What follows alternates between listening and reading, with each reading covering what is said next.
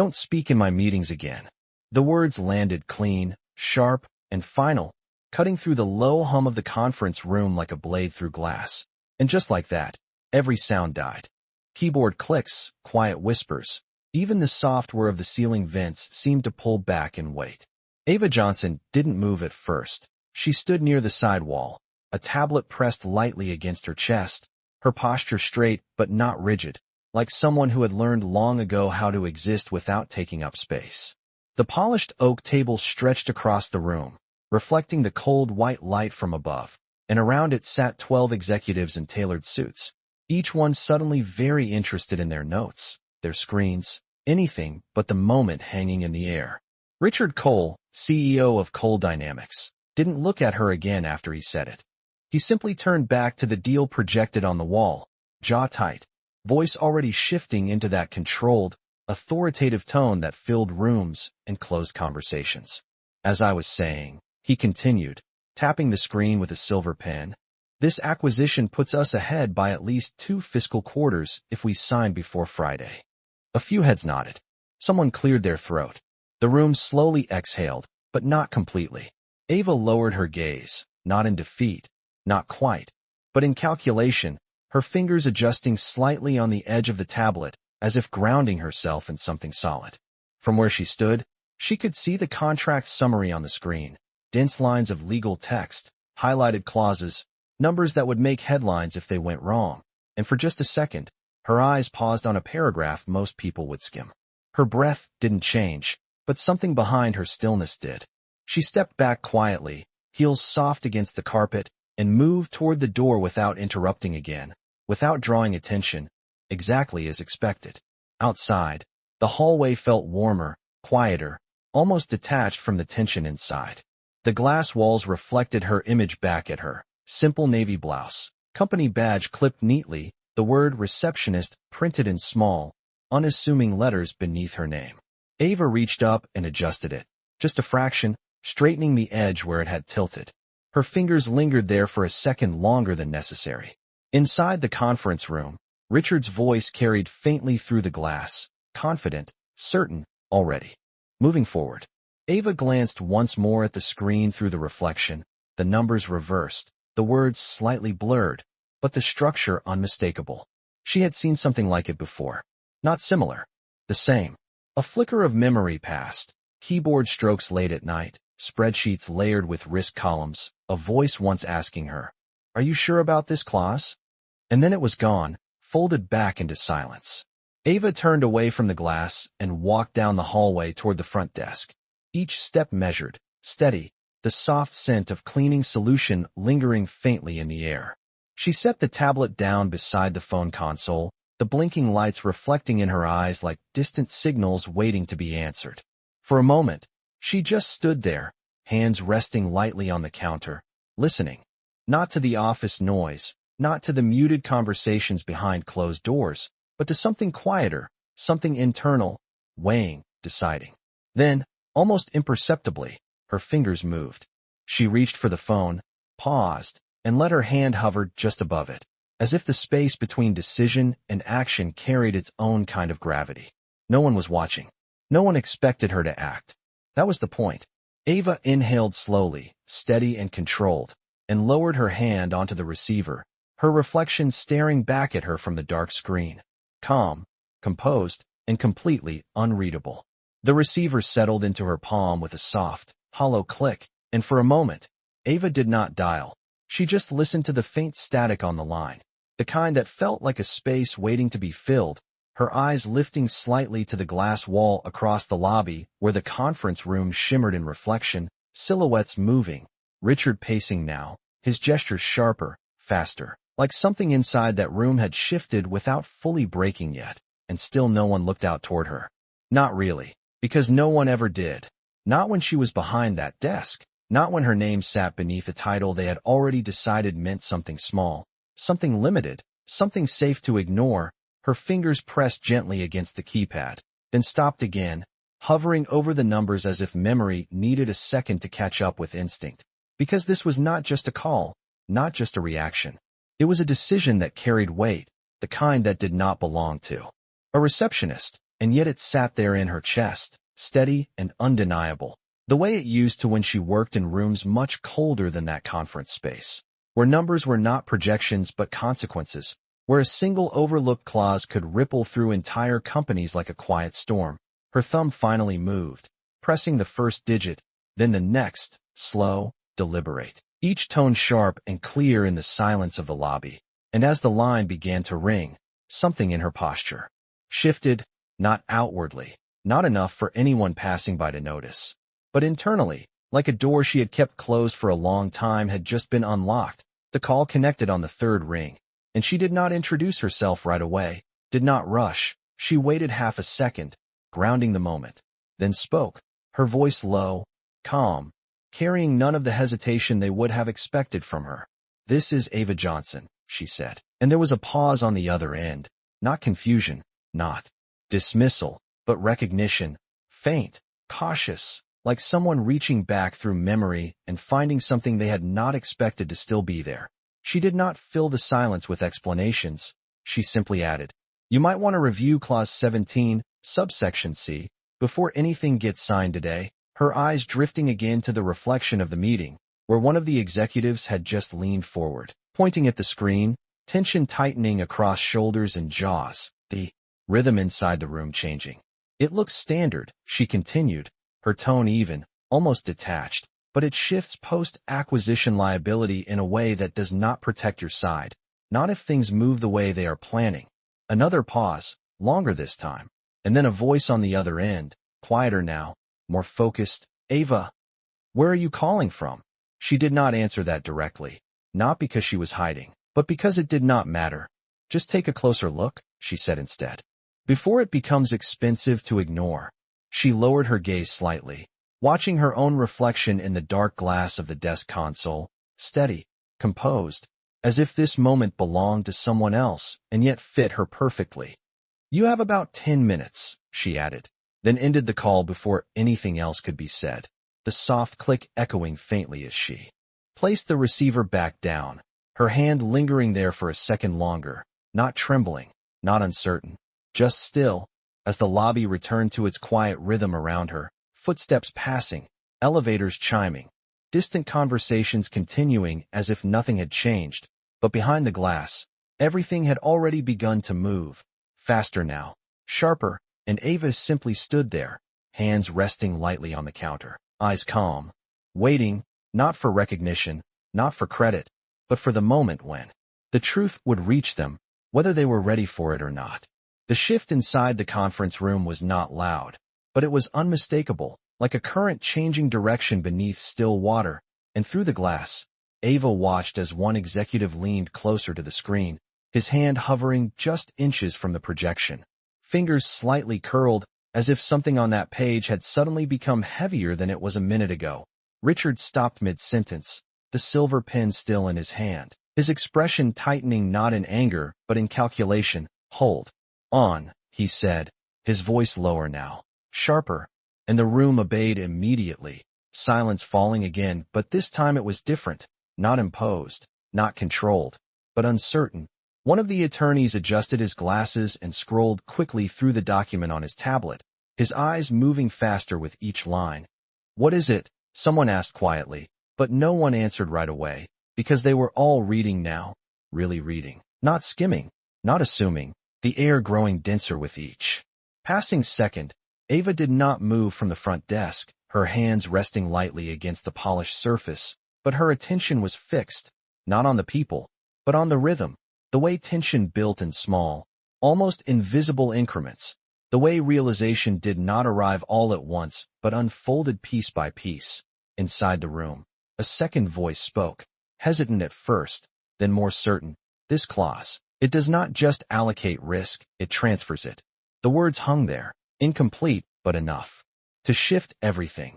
Richard's jaw tightened. He stepped closer to the screen, his reflection merging with the projected text. "That is standard language," he said, but there was less conviction in it now, more edge than certainty. The attorney shook his head slightly, scrolling back, then forward again. "No, it looks standard, but it is not structured that way. Not if the acquisition fails under contested liability."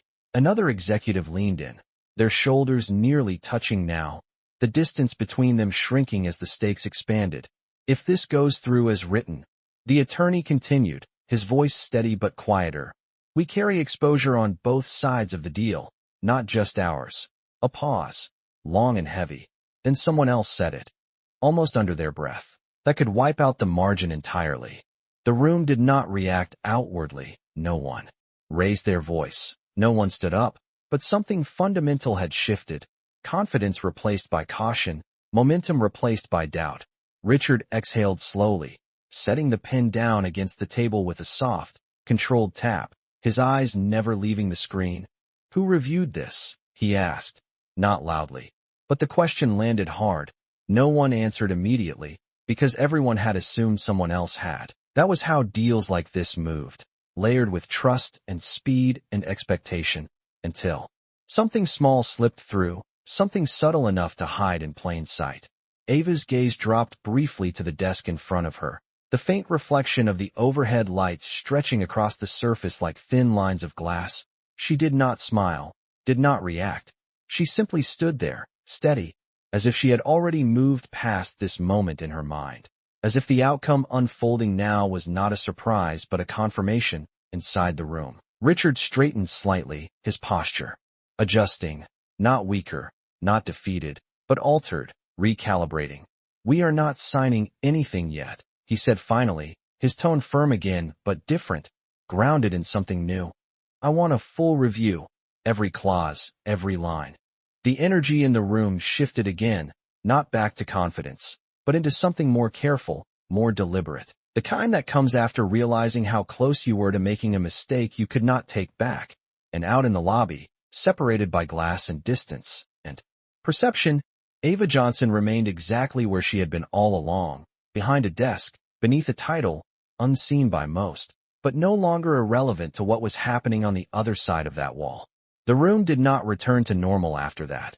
It only settled into a quieter kind of tension, the kind that stretched time just enough to make every second feel deliberate.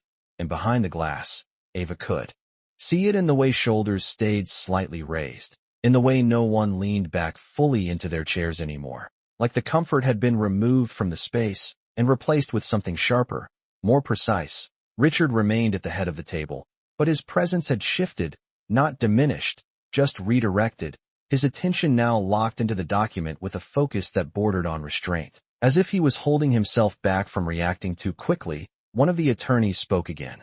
Slower this time, choosing each word carefully. If this clause activates under dual exposure conditions, we are not just losing projected gain, we are absorbing their downside as well.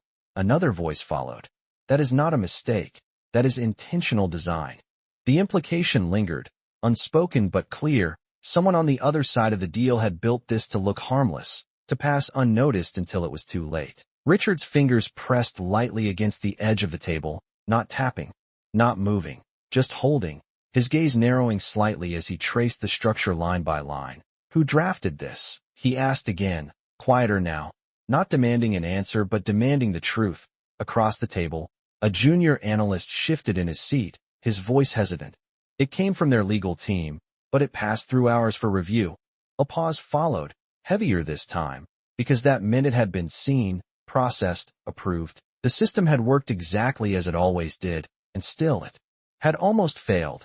Ava's reflection flickered in the glass as someone walked past the front desk, her figure momentarily blurred, then clear again, unchanged, unnoticed. She adjusted a stack of envelopes slightly to the left, aligning their edges with quiet precision, her movements small, controlled, grounding, as if the order of simple things mattered more now that something larger had almost slipped into chaos inside the room. Richard straightened fully, the shift subtle but undeniable, the kind that signaled a decision forming. Get me their lead counsel, he said, his tone calm, but edged with something colder, something more aware. We are not proceeding until this is addressed directly. No one argued, no one questioned. The authority in his voice had returned, but it carried a different weight now, one shaped by the realization of how close they had come to signing something they did not fully understand. A phone buzzed on the table, then another, messages already moving, responses being pulled together. the machine of the company adjusting in real time, but underneath all of it, there was a new layer, a quiet awareness that something had been missed and that it had not been caught from inside that room. Richard's eyes lifted for the first time since the review began, not to the screen, not to his team, but toward the glass, toward the space beyond it, where the front desk sat just outside the center of everything. His gaze lingered there for a fraction longer than necessary, not fully focused, not yet understanding why, just a pull, subtle and unformed. Then he looked away again, returning to the matter at hand. But something had shifted, a question had been planted, and it did not belong to the deal anymore. Out in the lobby, Ava stood still for a moment after placing the last envelope in line, her fingertips brushing lightly against the paper, feeling the texture, the edges, the small certainty of things that stayed where you put them. Her eyes lifted slightly, catching the faint reflection of movement behind the glass, the ripple of a decision being made. She did not smile, did not react. She simply breathed in, slow and steady, and let it out just as quietly. Because this was not the end of anything. Not yet. It was only the moment where something hidden had been seen, and once something like that surfaced, it did not go back unnoticed again. The room did not return to normal after that. It only settled into a quieter kind of tension, the kind that stretched time just enough to make every second feel deliberate. And behind the glass, Ava could see it in the way shoulders stayed slightly raised, in the way no one leaned back fully into their chairs anymore, like the comfort had been removed from the space and replaced with something sharper, more precise. Richard remained at the head of the table, but his presence had shifted, not diminished, just redirected. His attention now locked into the document with a focus that bordered on restraint. As if he was holding himself back from reacting too quickly, one of the attorneys spoke again, slower this time, choosing each word carefully. If this clause activates under dual exposure conditions, we are not just losing projected gain, we are absorbing their downside as well. Another voice followed. That is not a mistake. That is intentional design. The implication lingered, unspoken but clear. Someone on the other side of the deal had built this to look harmless, to pass unnoticed until it was too late. Richard's fingers pressed lightly against the edge of the table, not tapping, not moving, just holding, his gaze narrowing slightly as he traced the structure line by line. Who drafted this? He asked. Again, quieter now, not demanding an answer but demanding the truth. Across the table, a junior analyst shifted in his seat, his voice hesitant. It came from their legal team, but it passed through ours for review. A pause followed, heavier this time, because that meant it had been seen, processed, approved.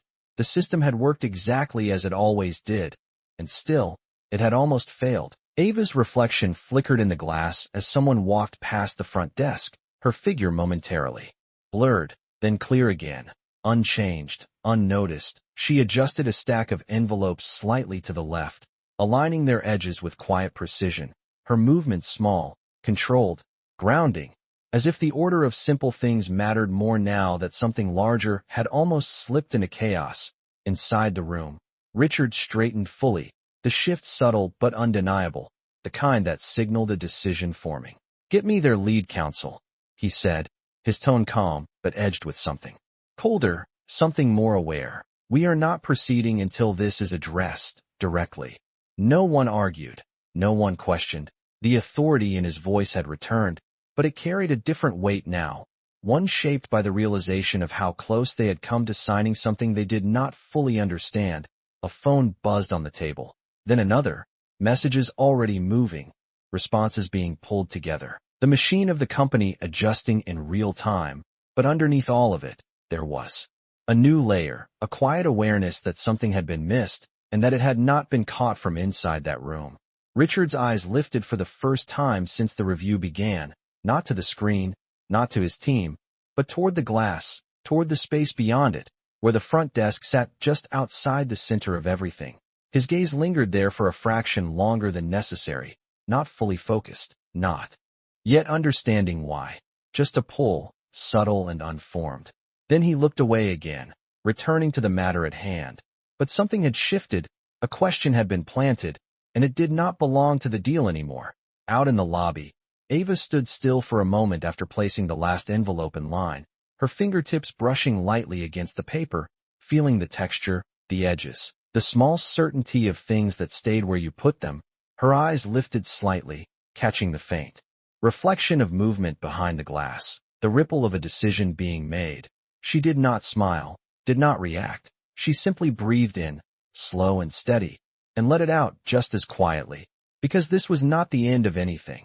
Not yet. It was only the moment where something hidden had been seen, and once something like that surfaced, it did not go back unnoticed again.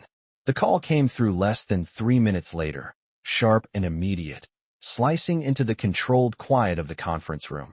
And this time no one ignored it. Richard glanced at the screen as his assistant leaned in and whispered, "Their lead counsel is on the line." And something in his expression shifted again, not surprise, not confusion, but recognition that the timeline had just accelerated. He took the call without leaving the room, placing it on speaker, his voice even, measured. "This is Richard Cole." There was a brief pause on the other end. Then a voice responded, composed but no longer relaxed. "Richard, before we go any further, we need to revisit Clause 17, subsection C."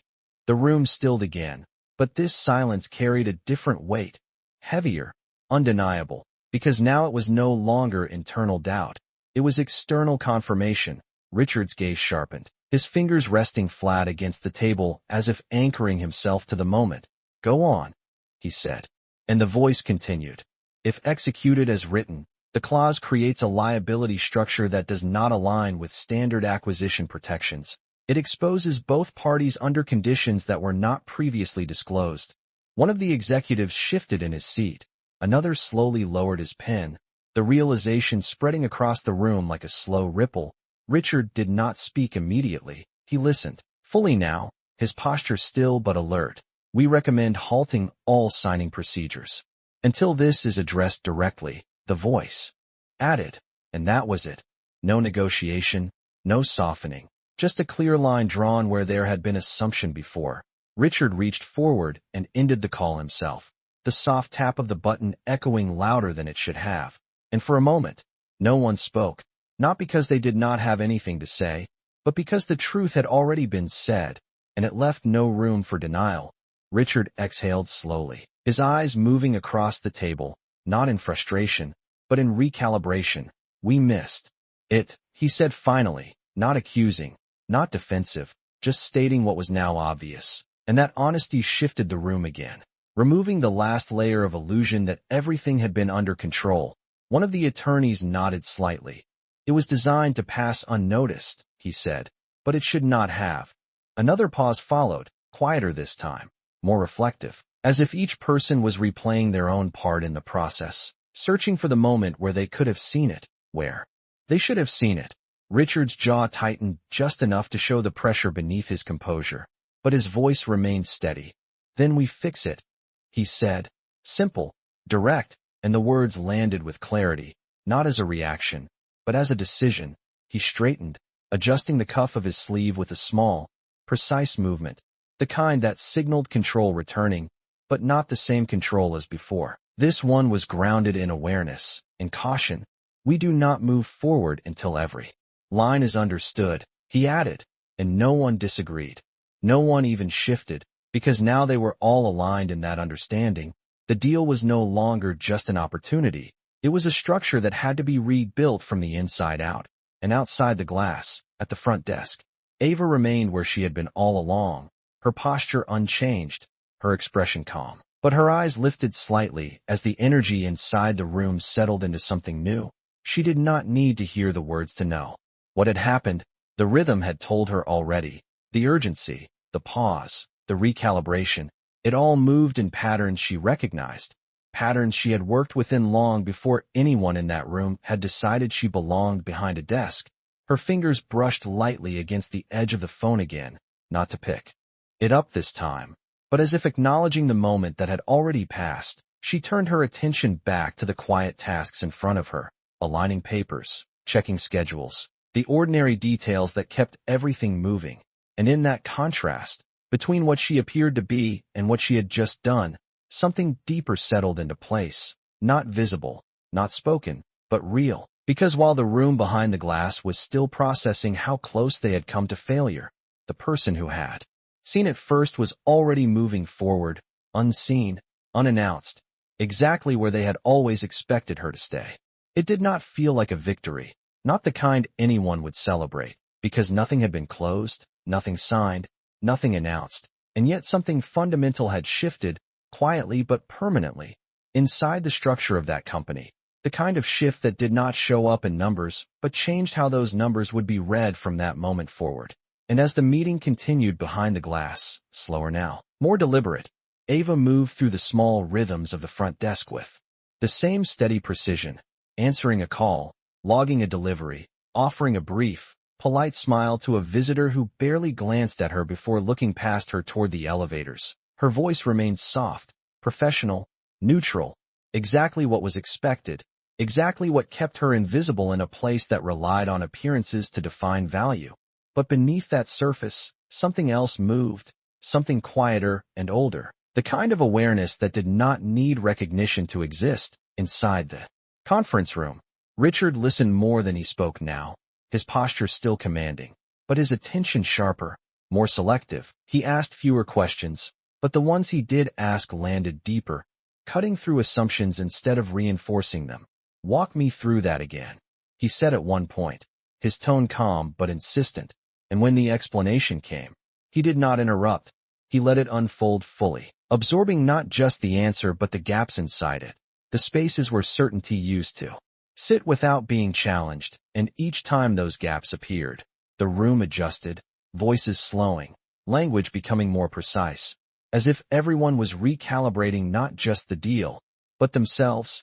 Ava glanced up briefly when the conference room door opened, one of the junior analysts stepping out with a tablet held too tightly, his expression unsettled in a way he was trying to hide. He paused at the front desk, hesitating just long enough to suggest he had something to say, then decided against it, offering a quick, distracted nod instead before moving toward the elevators.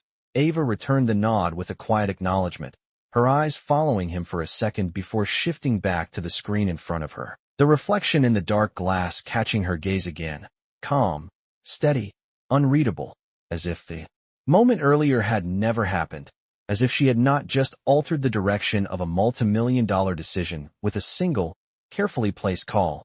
Inside the room, Richard stood now, no longer seated at the head of the table, but moving slightly to the side, closer to the screen, closer to the details, his presence no longer just overseeing, but engaging. And there was a subtle difference in the way the others responded to him, less automatic agreement, more thoughtful exchange, as if the authority he held had shifted from position to awareness. And that change, though quiet, carried more weight than before. His eyes flickered once more toward the glass, not fully turning this time, just a brief glance, but it lingered a fraction longer than it had earlier, as if something in the back of his mind was trying to connect a detail that had not yet fully surfaced, a question without a clear shape. Out in the lobby, Ava adjusted the position of a pen slightly, aligning it parallel to the edge of the desk, the movement small, almost insignificant, but deliberate, her fingers resting there for a moment before pulling back, her breathing even, unhurried, as if she had already accepted that what mattered was not whether anyone noticed, but whether the right thing had been done when it needed to be.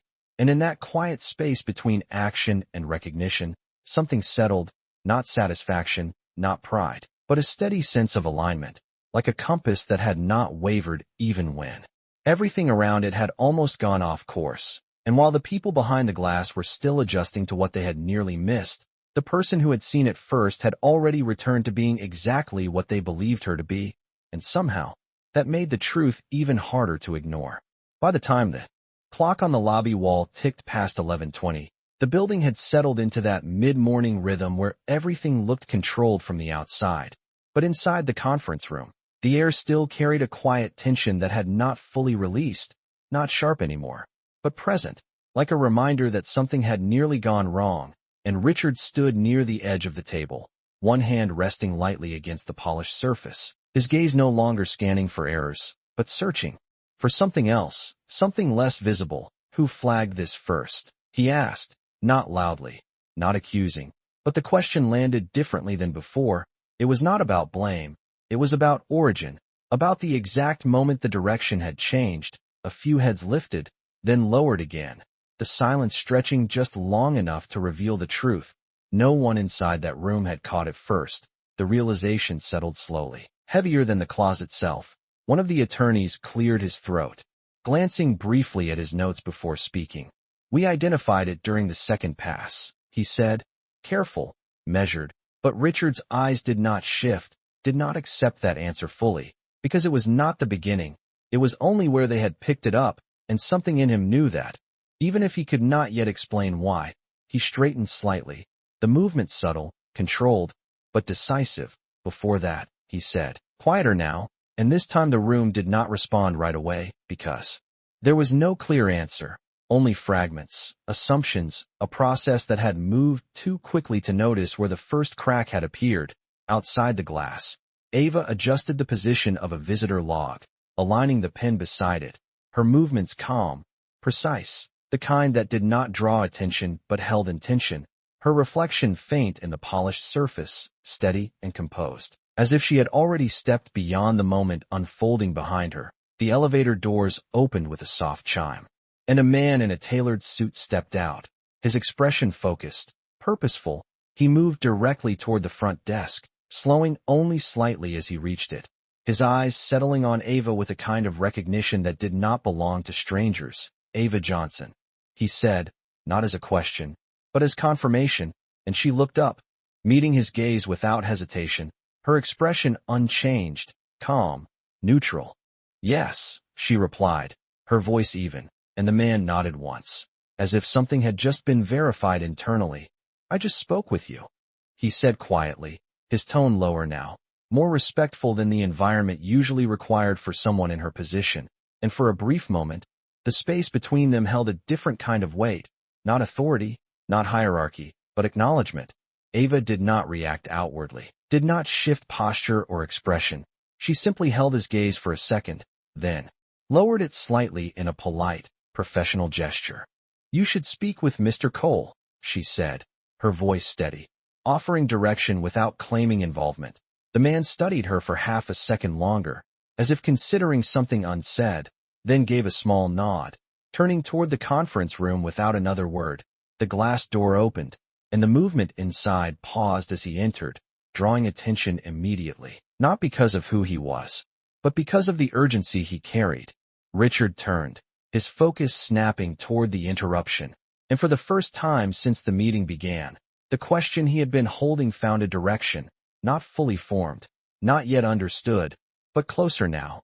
And as the door closed behind the man, separating the room once again from the quiet of the lobby, Ava returned her attention to the desk, her hands resting lightly on the surface, her breathing even, as if nothing had changed at all. And yet, in the subtle shift of how one person had spoken her name, something had already begun to surface, something that would not stay hidden much longer. The moment the man stepped fully into the conference room, the air shifted again, not with tension this time, but with a kind of focused interruption that demanded attention without raising its voice. And every head turned, not because they recognized him immediately, but because he carried certainty into a room that had just lost some of its own. Richard straightened, his eyes narrowing slightly as he studied the newcomer, measuring, assessing. "Can I help you?" he asked, his tone controlled, but edged with the authority of someone who did not appreciate unexpected variables. The man did not rush to respond. He walked a few steps closer to the table, his gaze briefly scanning the documents projected on the screen before settling back on Richard. "I believe you already have," he said calmly, and that answer did not fit the structure of the room. Not yet. A few executives exchanged quick glances, subtle but telling, the kind that asked silent questions without breaking the surface of professionalism. Richard's posture did not change, but his attention sharpened further. "I am not sure I follow," he replied, and the man gave a slight nod, as if he expected that, as if this moment had already played out in his mind before he stepped through the door. "The clause you are reviewing," he said, gesturing lightly toward the screen. 17, subsection C. A pause, just enough to let the connection settle. "You were not supposed to catch that before signing." The words landed quietly, but their weight was immediate, unmistakable. The room did not react outwardly, but something underneath shifted again, deeper this time, because this was no longer about oversight. It was about intention. Richard's gaze held steady, his voice lower now, more precise. And yet we did, he said, not as a question, but as a statement. The man studied him for a second, then inclined his head slightly. No, he corrected. Someone did. And that distinction hung in the air, subtle but sharp, dividing assumption from truth. Richard's fingers pressed lightly against the table again, not in tension, but in focus. Then perhaps you can explain how, he said, and for the first time, the man's expression shifted, not into a smile, not into anything obvious, but into something closer to respect. I received a call, he said simply, and now the room leaned in, not physically, but in attention, every detail suddenly carrying more weight than before, from someone who understood the structure better than most people who sit at tables like this. He continued, his tone measured, careful, as if choosing how much to reveal. She did not introduce her position. She did not need to. Richard's eyes flickered, just once, toward the glass wall, toward the space beyond it. Something connecting, something forming, not fully clear, but no longer abstract. She told me exactly where to look, the man added, and how it would fail. A silence followed, heavier than any before it, because now the origin of the shift had a shape, even if it was not yet named inside the room. One of the executives spoke, almost under his breath. Who?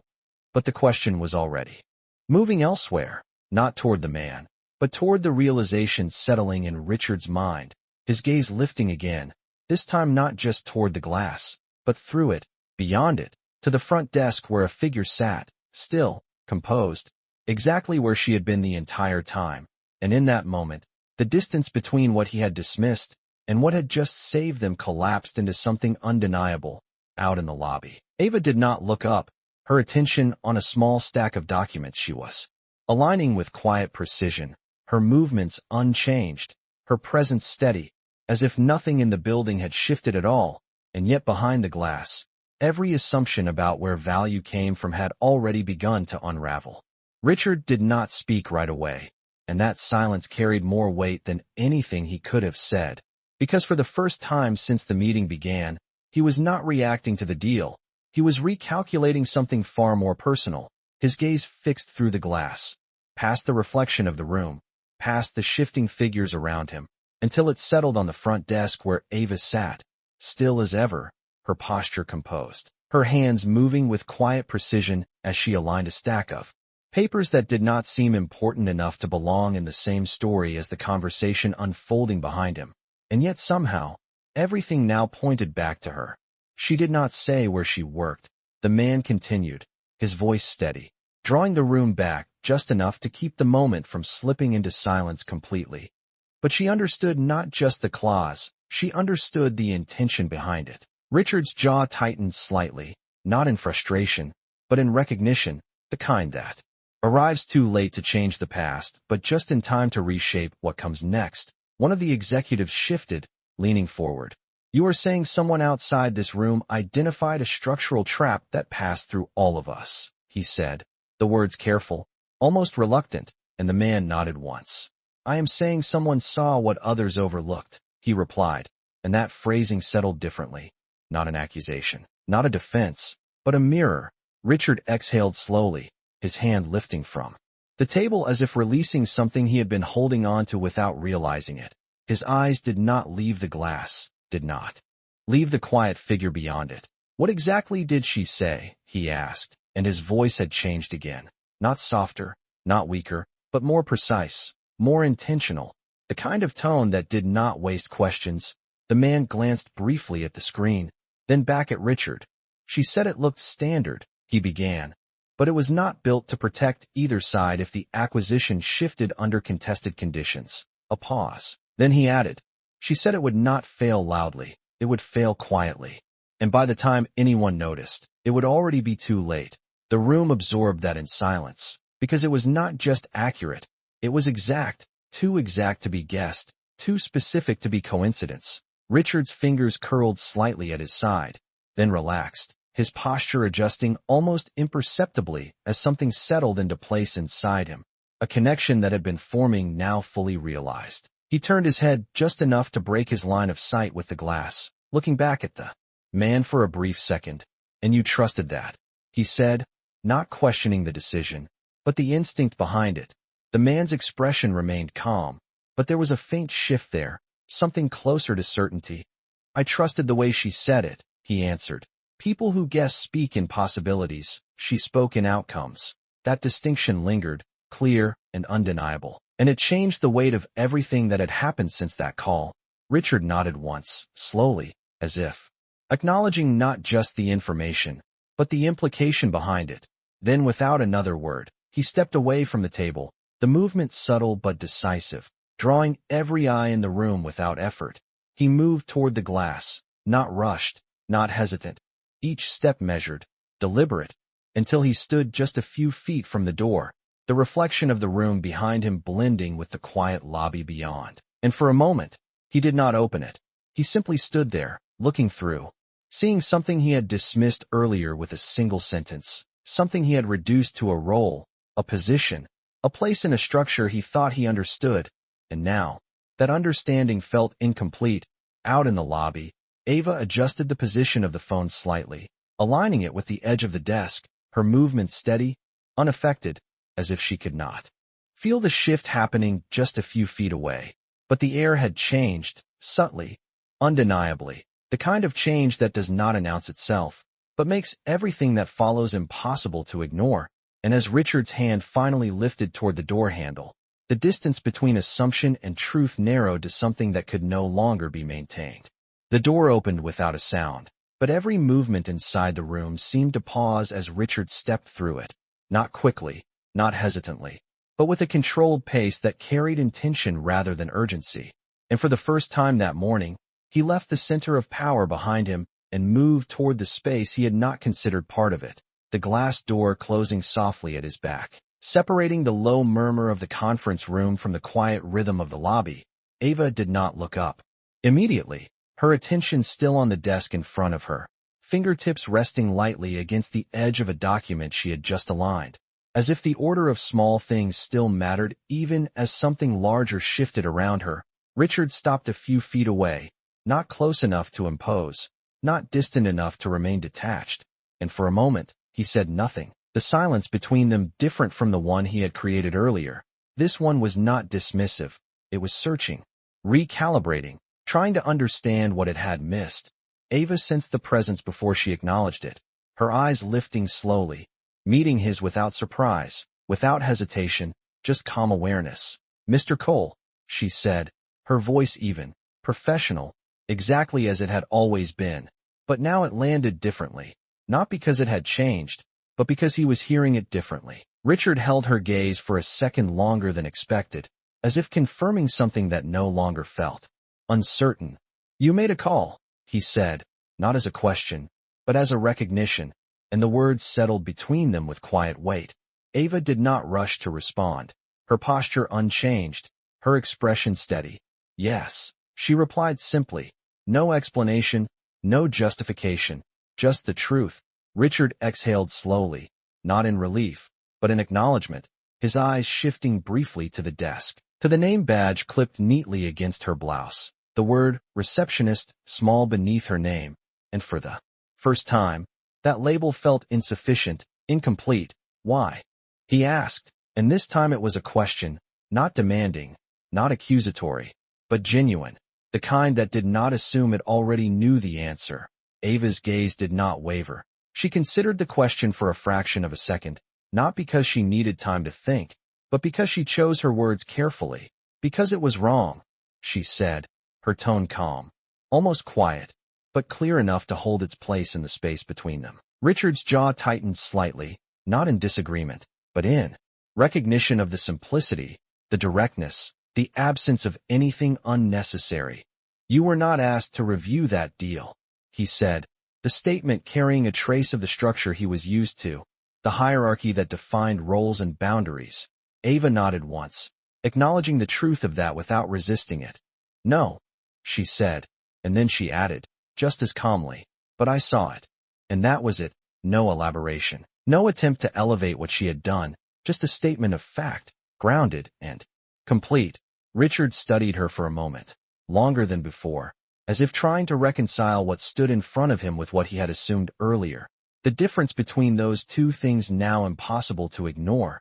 Behind him, the faint movement of the conference room continued, voices low, measured, waiting, but out here, the moment felt separate, contained. You understood the structure, he said, not quite a question, not quite a statement, and Ava's expression did not change, but something in her eyes held steady, something that did not need to prove itself. I have seen something like it before, she replied, her voice even, offering just enough to answer without revealing everything. And that restraint carried its own kind of clarity. Richard nodded slowly, the motion small but deliberate, as if placing a piece into a larger picture that was still forming. He glanced once more at her name badge, then back at her, and when he spoke again, his voice had shifted, not in volume, but in weight. Come with me, he said, not as an order, not as a command, but as an invitation shaped by necessity. And for the first time, the boundary between where she stood and where decisions were made began to move, quietly, but unmistakably.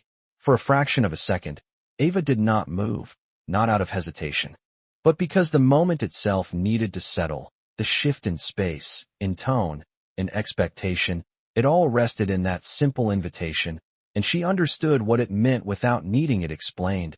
Her fingers lifted gently from the desk, releasing the edge of the paper she had been holding in place, and she straightened slightly, not changing who she was, but allowing the space around her to change with her.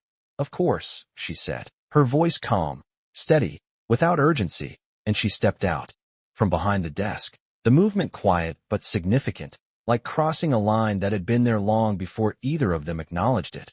Richard turned without another word, opening the glass door again, holding it just long enough for her to step through before letting it close behind them. And as they entered the conference room together, the conversation inside did not stop immediately, but it shifted, voices lowering, attention redirecting, because something about that pairing did not fit the pattern they were used to. The CEO returning with the receptionist, not as support, not as background, but as presence, and that difference settled into the room before anyone spoke. Ava did not rush ahead. She walked beside him, her posture composed, her gaze forward, taking in the space without reacting to it, the long table, the screens, the eyes that now followed her with a mixture of curiosity and something else, something closer to uncertainty. Richard moved to his position near the center, but he did not sit. Instead, he turned slightly, allowing space beside him, a gesture small but intentional. She is the one who identified the issue, he said, his voice clear, not raised, but carrying enough weight to reach every corner of the room. And for a moment, no one responded, not because they disagreed, but because they needed to adjust to what that meant. The label they had assigned her no longer aligned with the reality standing in front of them. One of the senior attorneys shifted, glancing briefly at Ava before looking back at the screen. Then perhaps she can walk us through it, he said, the words careful, measured, not dismissive, but not fully open yet either. Ava did not step forward immediately. She let the silence sit for half a second, grounding herself in the space, then moved closer to the screen, her hands resting lightly at her sides, her gaze lifting to the projected document. The same lines, the same structure, but now seen from a different position. Clause 17, subsection C. She began, her voice even, not louder than before, but clearer in this room, because now it was being heard. It appears standard because the language mirrors common liability distribution, she continued, her eyes tracing the text with quiet precision.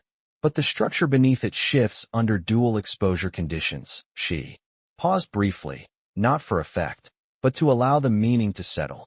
If the acquisition triggers contested claims, both sides absorb risk simultaneously instead of offsetting it. The room remained still, but the attention had changed, no longer scanning, no longer assuming, but listening, fully.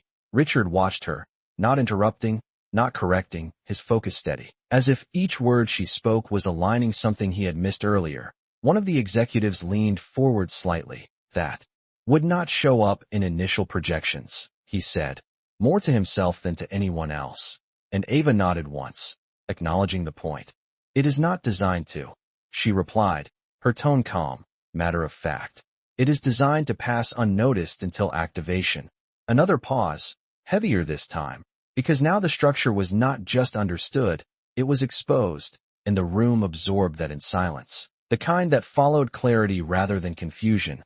Richard's gaze shifted briefly across the table, then back to Ava, and something in his expression had changed, not dramatically, not outwardly, but enough to alter the way the room held her presence, because now she was no longer outside the structure, she was inside it, shaping it, and there was no simple way to return to what they had assumed before.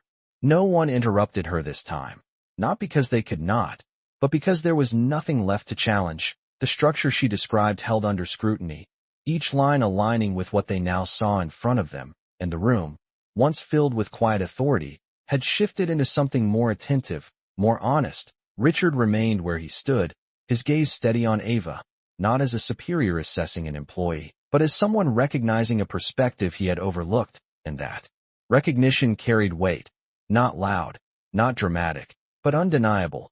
One of the senior partners leaned back slightly, exhaling through his nose, as if releasing something he had been holding on to since the meeting began. If we restructure the clause, he said slowly, we can isolate the exposure and preserve the upside. Ava nodded once, her eyes still on the document. Yes, she replied. But it has to be rewritten, not adjusted. She lifted her hand slightly, indicating the section on the screen. The current language is built to conceal the shift. Any modification layered on top of it will not remove that intention. The clarity in her voice did not rise, did not push. It simply settled into the space, and that was enough. Another executive spoke, this time more directly. Then we rebuild it from the ground up, he said, and for the first time since the meeting began, the room was not reacting to a problem, it was responding with direction. Richard nodded once, a small motion, but it carried agreement, alignment. Do it, he said, his tone firm, grounded, not rushed, not pressured, but clear. We do not move forward until it is clean. The words landed across the table, and no one questioned them, not because of his position, but because now they understood why. Ava stepped back slightly from the screen, not retreating, just creating space for the work to continue. Her role in the moment complete without needing to extend it further. Her hands returned to a resting position at her sides, her posture composed, unchanged, as if she had not just shifted the direction of the entire deal.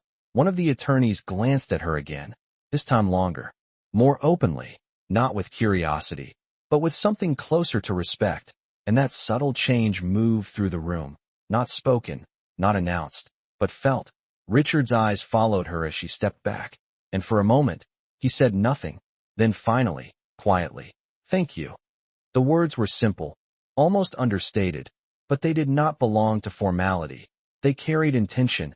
Ava met his gaze briefly, her expression calm. Without expectation, it needed to be said, she replied, and there was no weight of pride in it, no need for acknowledgment, just a statement of fact, and that simplicity held more than anything else could have. The room resumed movement after that, voices returning, but different now, more measured, more aware. The deal no longer something to push through, but something to understand fully before taking another step, and in that shift, the dynamic of the room had changed, not just in what they were doing, but in how they saw the person who had made it possible. Ava turned slightly, her attention already moving away from the center of the table, back toward the quiet space she had come from, not because she was being dismissed, but because she did not stay where she was not needed.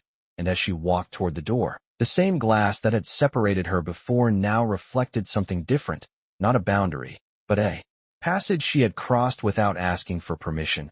Richard watched her for a second longer before turning back to the table, his posture steady, his voice returning to guide the room forward. But something in him had shifted.